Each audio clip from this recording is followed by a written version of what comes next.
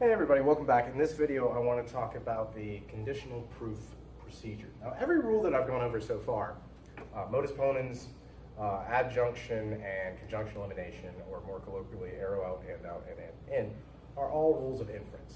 They say, if you've got this stuff, you can basically get this other stuff out of it. These are the things that you can deduce.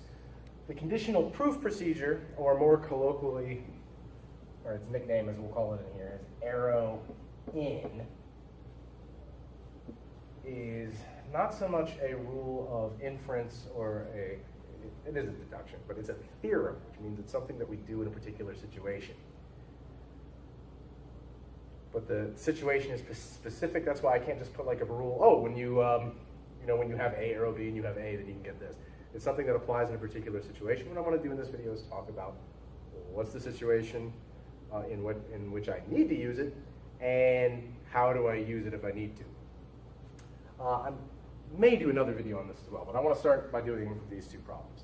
Here's the deal. This is our assumption in this one. These are our two assumptions in this one. We're going to solve for this, and we're going to, in that one, we're going to solve for this in this one. And both of these have similar problems. When we look at our repertoire so far, I said we've got arrow out, we've got and out, we've got and in.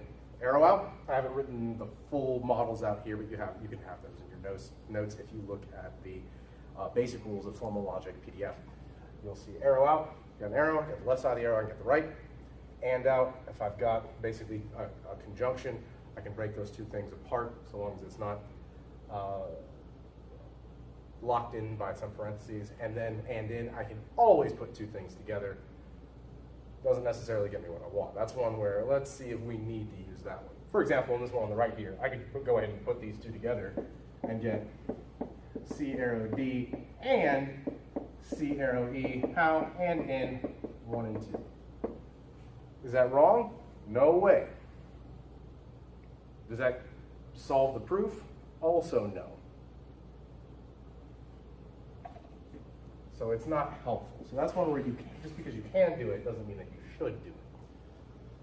Well, let's take a look at what we got here. We've got this one, A arrow B. We want to get A arrow A and B based on what we know now. Now there actually is a rule later on that would allow us to do this in one step, but of course we're not there yet. So let's go down the list of things to do. Can we do an arrow out? We got an arrow. Do we have the left side by itself? Do we have an A somewhere by itself? Nope. Can we do an and out? Do we have a dot that we can break apart? Nope. Can we do an and in?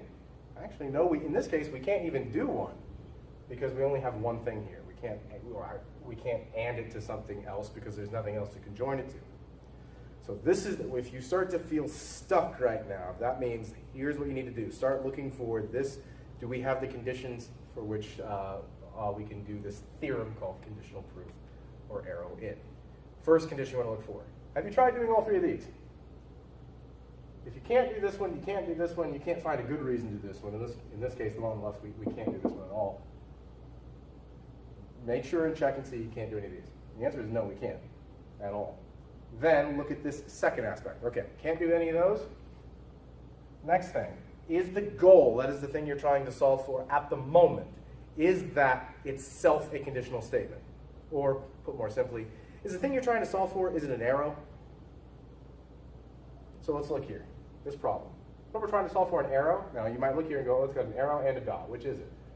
The main operator is the one not constrained by the parentheses.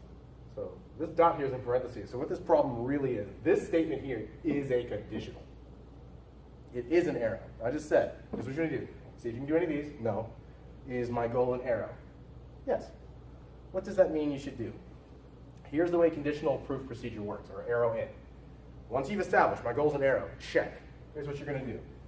We're going to look at this as two parts. We've got the sufficient condition, or the antecedent, the left side.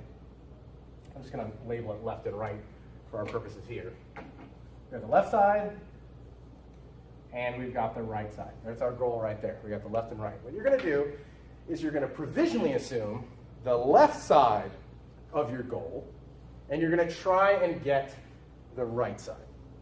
And the way arrow in works is you're saying, well, if we put this sufficiency up there, and then you can get this. You've proven that this necessarily follows. It's a real necessary condition. It must follow if it were assumed. And thus you can stick the arrow in there. That's why it's called arrow in or conditional proof. You've proven the conditional. Well, how do we do provisional assumptions? What we're going to do is I'm going to add a line here, and I like to, anytime I do a provisional assumption, I'm going to indent a level because technically there's a subproof going on there. You don't need to indent, but I think follow my lead on this one. So here's what we're doing. We're kind of sorting, well, what if the left side were true? Would the right side happen? That's kind of an experiment we're trying to perform. And there's only two instances in which we're going to do provisional assumptions in this class. One is for conditional proof, the other is indirect proof. There will be no other instances of this, so you don't need to be worried about being inundated with this. But here's what we'll do. Line 2, we're going to provisionally assume the left side. What's the left side of our goal? A. And I'm going to put PA for provisional assumption. We're saying, maybe let's just see if this were to happen. Now what we're shooting for is the right side. So make sure anytime you do a provisional assumption, make sure you know, what am I trying to get? You could even write over here in the margin, like, get A and B. Well, why A and B? Because that's the right side of our goal. So once you provisionally assume the left side, now what you do is you go back to the regular order of business and attempt to get that right side of the arrow. You do that, you've proven whatever your goal was. In this case, the goal is this is what we're trying to solve for, the whole thing. If we can prove the right side, we actually prove the whole thing. So now what we're going to do is with this in view, let's go back to trying using arrow out, and in, and see if we can get the right side, A and B. If we can do that, we've proven the whole thing using arrow in. So let's do this now. Now with this provisional assumption here, can we do an arrow out? Yes, we can. We've got an arrow. Now we do have the match to the left side. That allows us to get the right side out by itself. How do we do that? Not magic, but logic. Arrow out, 1 and 2. Now look, what are we trying to get? That right side. What is it? A and B. Can I do an arrow out? I've exhausted all my arrows. Can I do an and out? There's no dots to and out. Can I do an and in? Now this one. The and in, is there something I can build and I should build? What am I trying to get? A and B. How could I get that? By adjoining or anding in A and B. How'd I get it? And in, 2 and 3. What I just did was, I just completed the conditional proof. I just did an arrow in. I provisionally assumed the left side, I got the right side. Bam. It's done. Now the proof is not done. I'm saying this works. If you assume that the left side is true, the right side really follows. So this necessary condition is a real one. If this were sufficient, this follows. So and basically you're saying you can stick the arrow in there between this to this. So what you do now is we're back outside the subproof, and this was our mission. Okay, the left, get the right. That's all the subproof is. Might take you more steps than that. Another problem. And what we can say, we got this. A arrow, A and B. We got it. And then we say, how do we get it? We did an arrow in there.